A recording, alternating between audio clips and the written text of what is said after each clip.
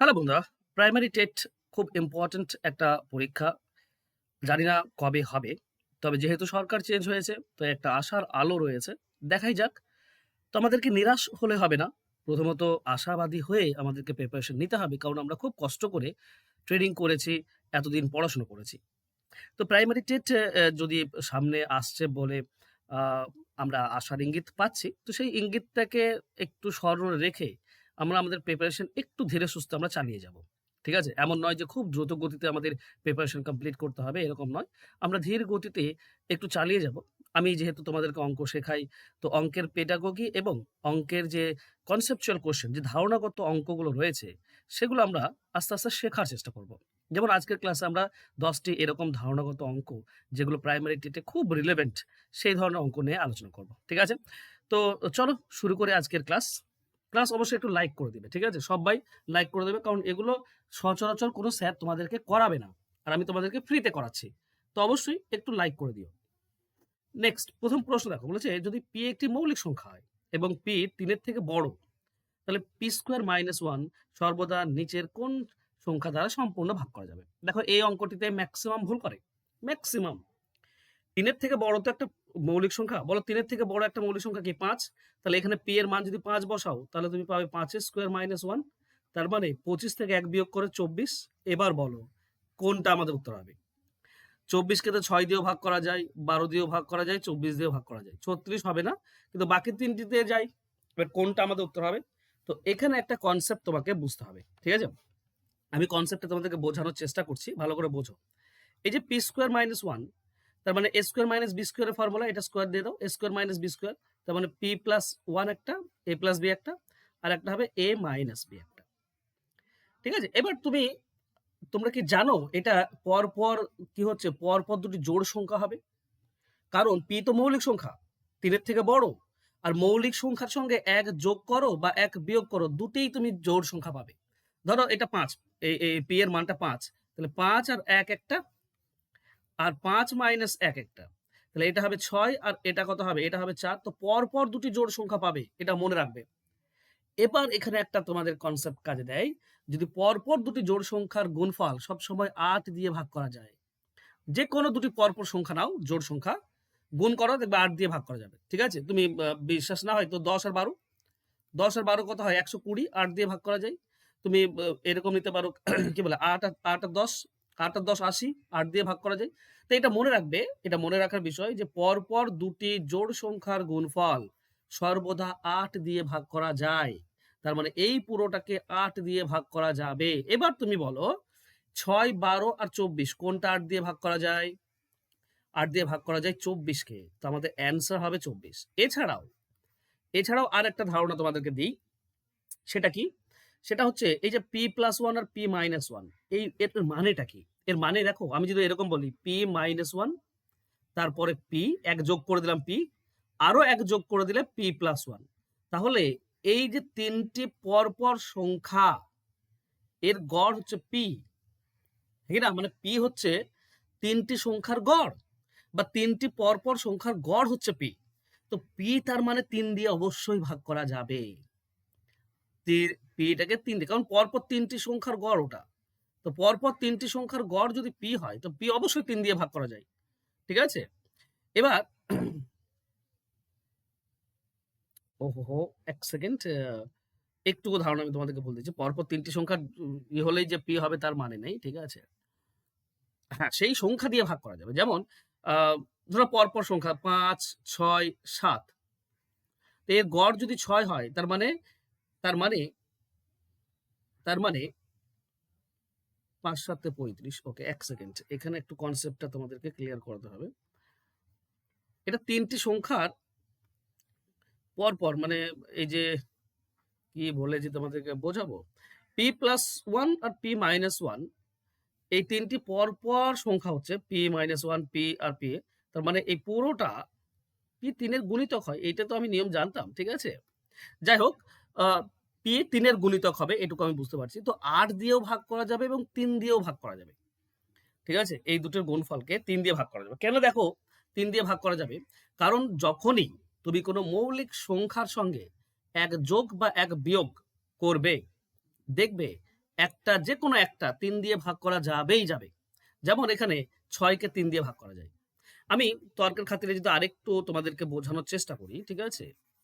তুমি এই 5 বাদ দিয়ে অন্য কোনো মৌলিক সংখ্যা নাও, দেখবে তবুও 3 দিয়ে ভাগ যাবেই, যে কোনো একটা, হয় প্লাস কিংবা মাইনাস। তুমি যদি 7 নাও, তো 7 প্লাস 1 হয়ে যাবে 8 ইন্টু এখানে 7 মাইনাস 1, 7 মাইনাস 1 হবে 6। এখানে মানে একটি অবশ্যই 3 দিয়ে ভাগ করা যাবে। ঠিক আছে? পুরোটার গুণফলকে 8 দিয়ে ভাগ করা যায়, আর দুটোর মধ্যে যেকোনো একটা উৎপাদককে 3 দিয়ে ভাগ করা যায়। তো যেটা 8 এবং 3 উভয় দিয়ে ভাগ করা যাবে, সেটা 24 দিয়ে ভাগ করা যাবে। তো আমাদের অ্যান্সার হবে অপশন সি 24। আশা করছি পুরো ধারণাটা কমপ্লিট হয়ে গিয়েছে। না হলে অনেকে 6, 12 এরকম ভাবতে পারে, কিন্তু তা নয় কিন্তু। ওকে? চলো নেক্সট কোশ্চেনে যাব। বলা হয়েছে দুটি বাস্তব সংখ্যার যোগফল একটি মূলদ সংখ্যা। সংখ্যা দুটি সম্পর্কে নিচের কোনটি অবশ্যই সত্য? দেখো, অবশ্যই সত্য বলেছে মানে তার কোনো বিকল্প নেই, এরকম দেখতে হবে আমাকে। তো প্রথম যে অপশন দিয়েছে উভয় সংখ্যাকেই মূলদ হতে হবে। দুটি বাস্তব সংখ্যা যোগ করলে মূলদ সংখ্যা হয়, দুটি মূলদ হতে হবে তার কোনো গ্যারান্টি নেই। হ্যাঁ, আমরা জানি যে দুটি মূলদ হলে মানে 2 আর 5 ধরো, দুটি মূলদ হলে অবশ্যই একটা মূলদ পাই, কিন্তু দুটি মূলদ হতেই হবে এরকম তো কোনো ব্যাপার নেই। কেন ব্যাপার নেই একটা উদাহরণ দিলে বুঝতে পারবে। আচ্ছা বলো তো, 4 প্লাস রুট 3 এটা মূলদ না অমূলদ? তো তুমি বলবে স্যার অমূলদ। আচ্ছা, 4 মাইনাস রুট 3 এটা মূলদ না অমূলদ? এটাও অমূলদ। আচ্ছা, এই দুটি যদি আমি যোগ করে দিই, দুটোই কিন্তু অমূলদ সংখ্যা, এই অমূলদ সংখ্যা আমি যোগ করে দিলাম, দেখো -3 প্লাস রুট 3 কেটে যাবে, 4 আর 4 8, 8 হচ্ছে মূলদ সংখ্যা। তাহলে দুটি অমূলদ সংখ্যা যোগ করলেও মূলদ সংখ্যা হতে পারে, তাই অপশন এ হবে না। আবার অপশন বি এর দিকে তাকাও, অপশন বি বলছে উভয়কেই অমূলদ হতে হবে না। কে বললো? দুটি মূলদ হলেও তো মূলদ হয়, তাই না? অমূলদ হতে হবে তার কোনো মানে নেই। তো এইটা দ্বিতীয়টাকে খণ্ডন করে, আর এইটা প্রথমটাকে খণ্ডন করে। এবার কি বলছে, একটি মূলদ একটি অমূলদ হতে পারে না, এটাও কিন্তু ভুল। অপশন বি, অপশন সি হবে না। একটি মূলদ আর একটি অমূলদ মিলে, ঠিক আছে, কখনোই একটা কি বলে মূলদ সংখ্যা তৈরি করতে পারবে না। ঠিক আছে? তো যেটা দেখবে তুমি 4 তার সঙ্গে যে কোনো একটা অমূলদ সংখ্যা যোগ করে দাও, কখনো মূলদ সংখ্যা হবে না, হবে না। ঠিক আছে? তো অপশন অপশন ডি হচ্ছে আমাদের সঠিক উত্তর। এবার অপশন ডি এর সপক্ষেও তো যুক্তি থাকতে হবে। তো চলো আমরা দেখি কি বলেছে অপশন ডিতে। কোনোটিই বাধ্যতামূলক নয়, তবে যদি একটি অমূলদ হয় তাহলে অপরটি অবশ্যই অমূলদ হতে হবে। দেখো এখানে উপরের যে 3টি আছে এ কোনোটিই কিন্তু বাধ্যতামূলক নয়, তবে হ্যাঁ, যদি প্রথমটা অমূলদ হয় তাহলে দ্বিতীয়টাও অমূলদ হবে, তবেই আমি যোগ করলে মূলদ সংখ্যা পাবো। দেখো আমরা একটা উদাহরণ নিয়েছিলাম, তোর মনে আছে? ওই যে √3, 4 প্লাস √3 আর 4 মাইনাস √3, এইটা প্রথমটা যদি অমূলদ নিই, ঠিক আছে, বা তুমি ওটা তুমি নাও নিতে পারো, তোমার ব্যাপার, ঠিক আছে, অন্য কিছুও নিতে পারো, কিন্তু একটা জিনিস মনে রেখো, যদি প্রথমটা তুমি অমূলদ নাও, এই অমূলদ থেকে মূলদ হতে গেলে তোমাকে এইখানে মাইনাসটা হটাতে হবে, এই প্লাস √3টা হটাতে হবে। আর প্লাস √3 হটাতে গেলে একটা মাইনাস √3 আমার দরকার, মানে যোগের ক্ষেত্রে। ঠিক আছে? তো এবার আমাকে এইটার এই দিকে রুট হটাতে গেলে এদিকে যদি রুট দরকার হয়, মানে এটাও অমূলদ, এটা অমূলদই প্রয়োজন হচ্ছে। আর এটাই 4 নম্বর অপশনে বলা আছে যে একটা অমূলদ সংখ্যাকে সঙ্গে যোগ করে যদি মূলদ সংখ্যা পেতে হয় তো অপরটিকেও অমূলদ হতে হবে। তো এই দুটিকেই অমূলদ হতে হবে, তবেই যোগ করলে একটা মূলদ সংখ্যা পাবো। অপশন ডি হবে উত্তর। আশা করছি বোঝাতে পেরেছি।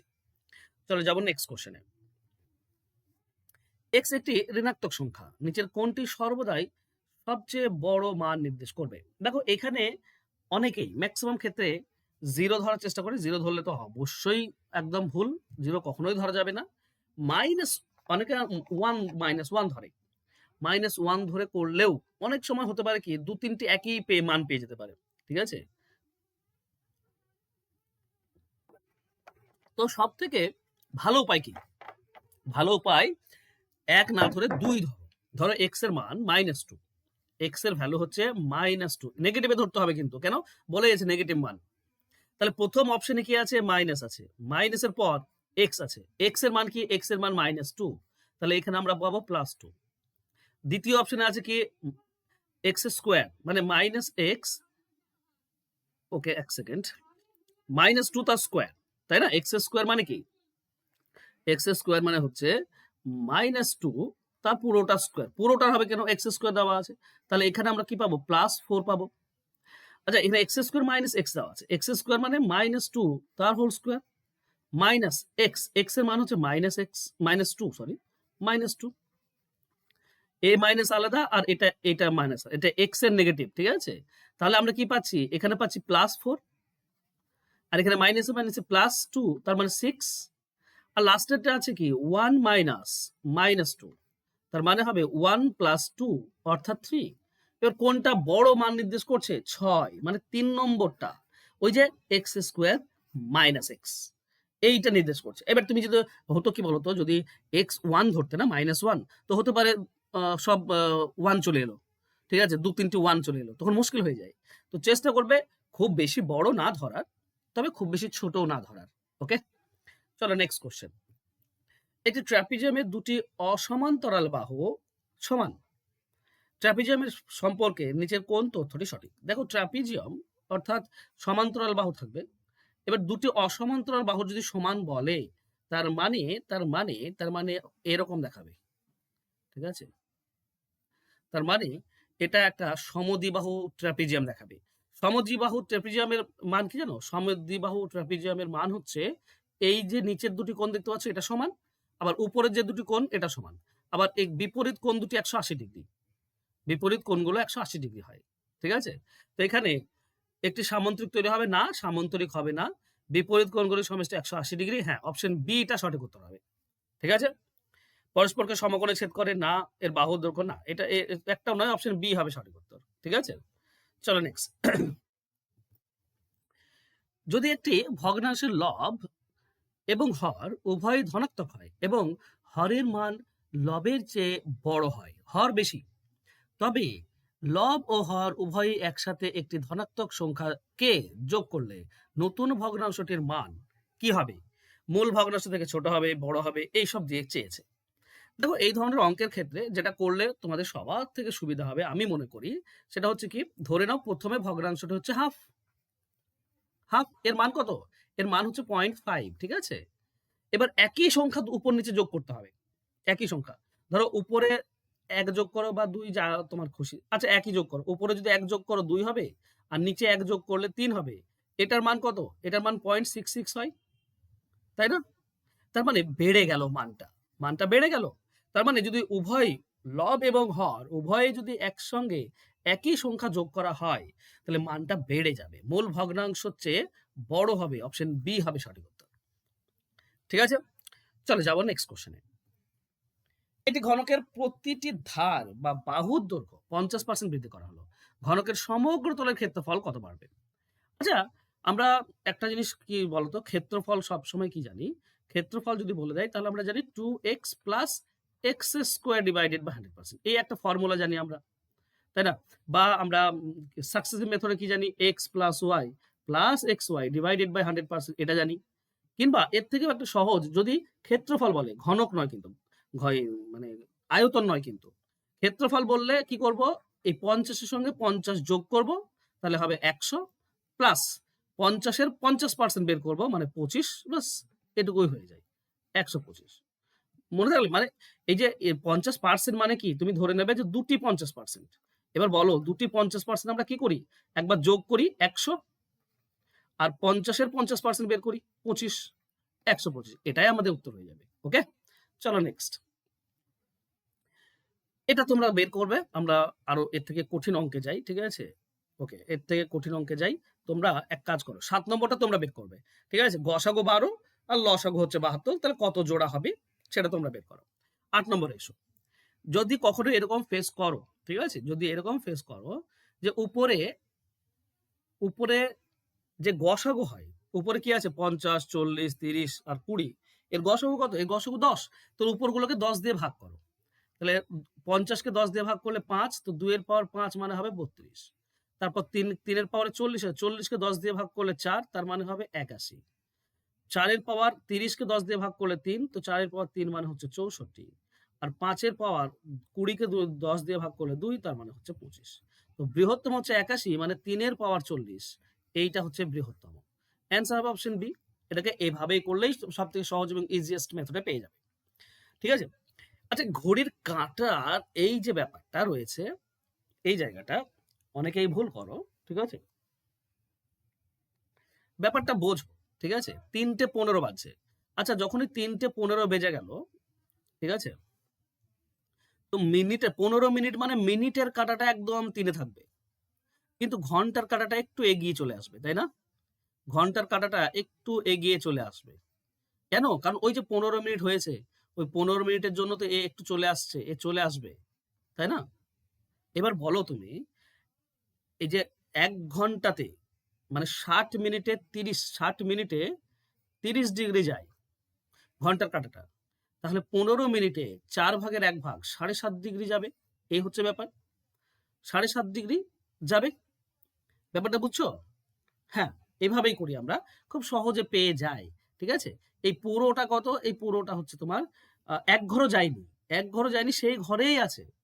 তার মানে ৩০ এর কম হবে। এর কত? না ১৫ মিনিট মানে হচ্ছে ৪ ভাগের ১ ভাগ। তো এই পুরোটা যদি ৩০ হয়, ১ ঘর মানে ৩০ ডিগ্রি। তো ১৫ মিনিট মানে ৪ ভাগের ১ ভাগ। তো ৪ দিয়ে ভাগ করলেই আমরা পেয়ে যাই। ঠিক আছে? আশা করছি বুঝতে পেরেছো। চলো নেক্সট।